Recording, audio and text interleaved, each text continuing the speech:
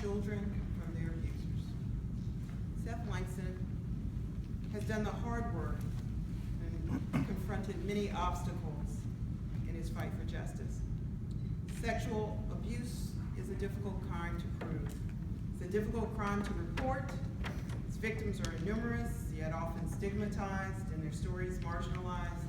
The damage they suffer is invisible, yet often devastating. And the legal challenges to justice for victims are many. North Carolina has a statute of limitations that can make it difficult to bring civil cases when the victim is ready to pursue them.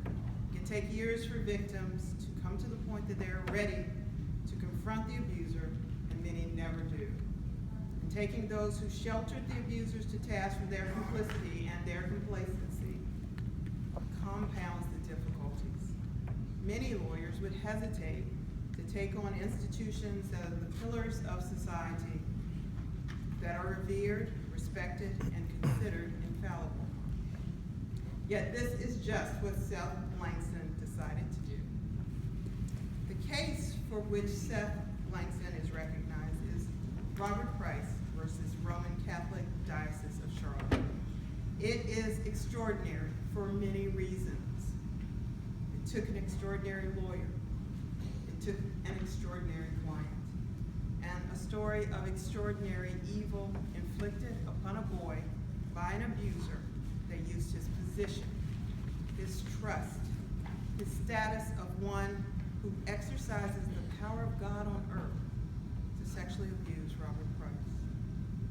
That perpetrator was Father Robert Yergel of St. Matthew's and Our Lady of Consolation in Charlotte. Robby was 14 years old. Yergel was 35 years old, a friar and a trusted family friend. He often came to dinner at their house. Robby's family, you're here today to support him. He's devout. His congregation loved Yergel. Children flocked to him. But that betrayal was horrific. For 6 months, Robby was subjected to unspeakable crimes. Robby struggled with the aftermath of the abuse, and like most survivors, he did not tell anyone for years. But his story could not be confined or contained. He was 23 years old when he found Seth Langson, and his story was so extreme that Seth, the lawyer who had heard the same tale many other times, cried in his office.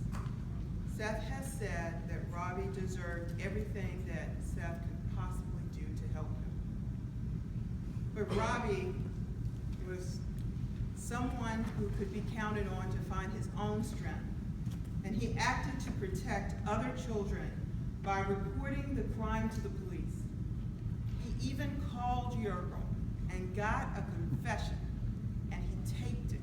And his actions caused Yergel to be arrested and to plead guilty to second-degree sexual offense against Robby. He was sentenced to 10 years in prison. But rather than receive the praise he deserved for his heroic actions, Robby was attacked on social media after the abuse became public. The strain on his family was immense. That statute of limitations was also problematic. Yet from the beginning, Seth Langson believed in the case and in Robby. This was a first. No North Carolina lawyer had ever sued the diocese based on the claims that abuse was covered up, that the leadership of the diocese had been complicit and even welcoming to priests who were sex abusers. It appears that Seth's representation of Robby was the first case in which those claims were brought against this diocese for sex abuse. However, the church went against Robby and his family with all its might. That assault was mind-boggling in its intensity.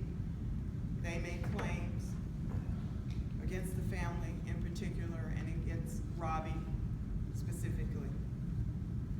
Yet Seth Langson filed suit in the spring of 2008. He prepared a complaint that was almost 100 pages in length and detailed everything that was available against the church and sexual abuse or misconduct. Since Yergel was also sued individually along with his religious order, there were 3 teams of defense attorneys. And each defense team had 2 attorneys who made appearances in the case, and each could file their own discovery, and of course, each took full advantage of that opportunity. The diocese produced more than 40,000 pages of documents, many of which were stamped confidential.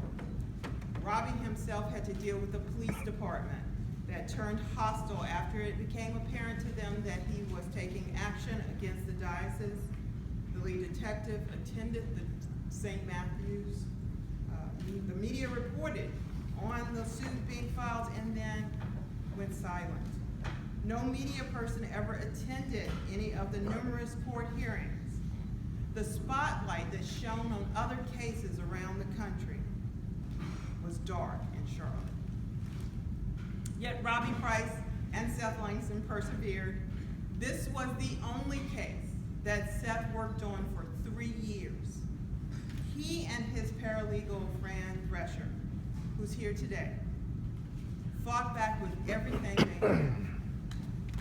Through Seth and Robby's perseverance, they were able to arrive at a settlement with the Charlotte Diocese of $1 million. That settlement also included other counseling opportunities for Robby. And Robby today is a success story. He married his husband in Florida last year, and they have an announcement. There's a pending arrival. In fact, he was not expected to be able to attend today because of that.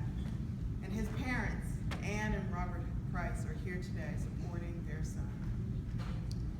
Seth Langson continues his fight, working on changes to the law. For example, he's working currently to require criminal background checks for workers in public school. Please join with me in honoring the recipients of the 2016 Kelly Crabtree Award, Seth Langson and Robby Price.